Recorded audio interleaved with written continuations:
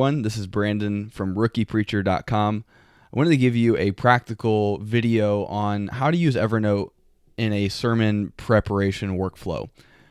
This is certainly not the only way you could use this, and it's actually not the only way I use it, but it's something that I've tried lately, and I thought it to be pretty good, and so I wanted to give you an idea of how you can use Evernote for sermon preparation. If you're a rookiepreacher.com reader, then you know that we are big, at least specifically for me, I'm big on Evernote, and I use it for a lot of different things.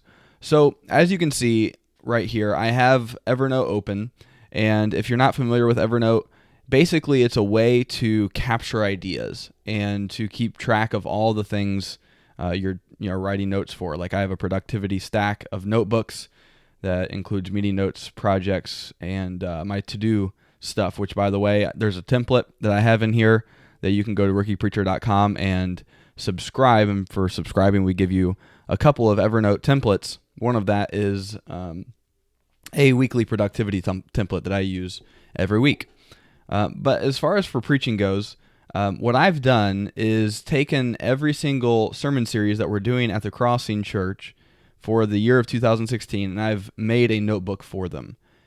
And then down here, this is a sermon I got to preach at a neighboring church, and so I want to show you what I did as far as utilizing Evernote's notebook system for sermon preparation. As you can see, there is a few notes in here that I used, and I just want to show you why I used them and how they helped. So I started out with creating an outline template, basically. You can create these by using the box function here. So if I go up here, you can create a box and or tables, I guess is what it's called. And I created one of these, 1x6, and I fill them in. This is how I structure my sermon. I wrote an article on the reasons why I structure a sermon this way. So I typically start with some kind of engagement, maybe a story, and that's what I actually did. I went back to 2007.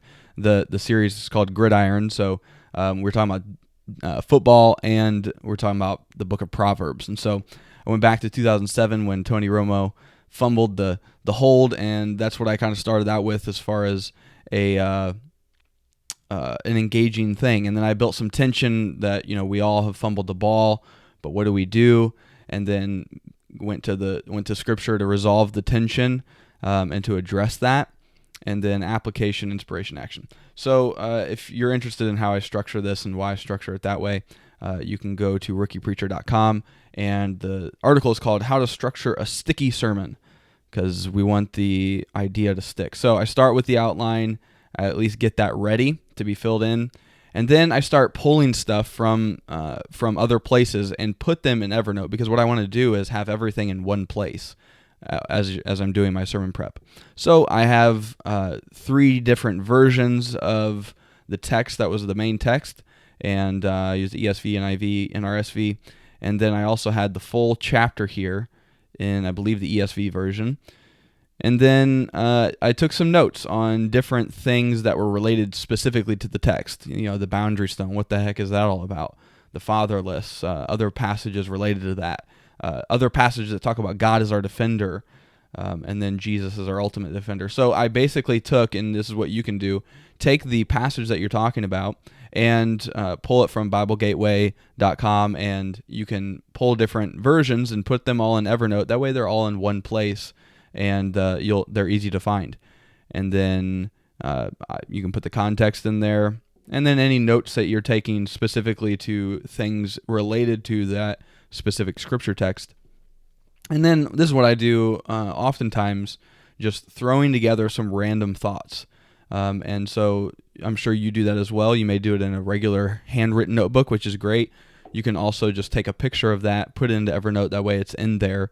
And if you have Evernote, the paid version, then it will actually search your handwritten notes. So it will make your notebook searchable, which is pretty cool.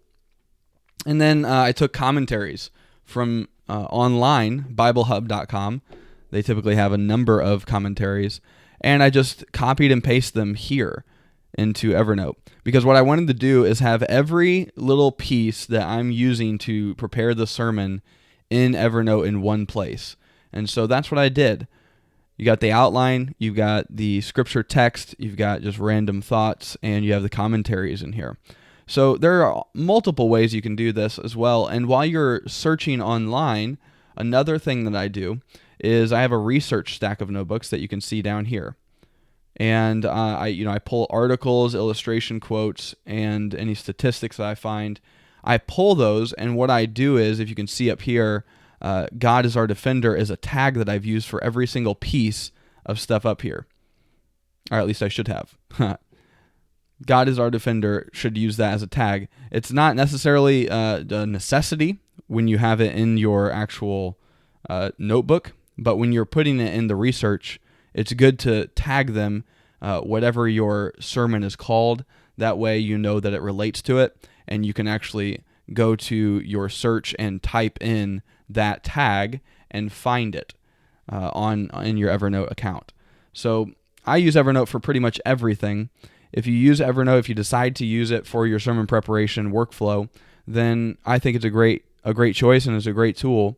But it's just a matter of using one thing and having everything in that one place.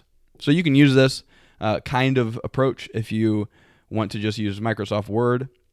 But I highly recommend trying Evernote out.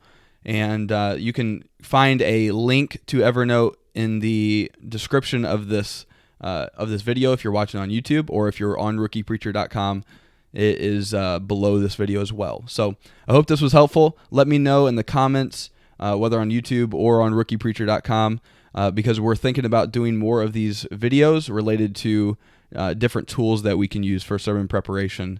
And so hope you have a great day.